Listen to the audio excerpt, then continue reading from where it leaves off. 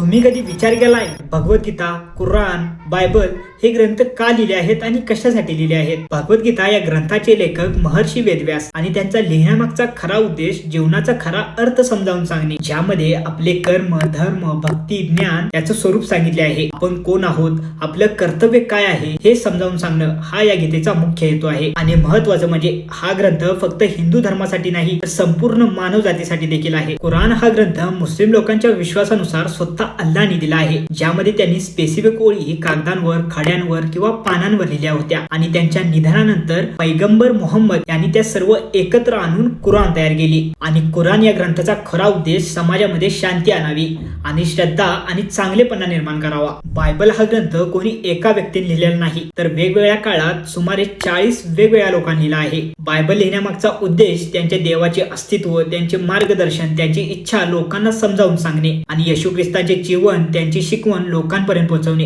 हा या ग्रंथाचा मुख्य हेतू आहे. त्यामुळे कोणताही धर्म किंवा कोणत्याही धर्माचा ग्रंथ कधीच सांगत नाही की तुम्ही कुठल्या दुसऱ्या धर्मावर किंवा दुसऱ्या जातीवर वाईट बोला.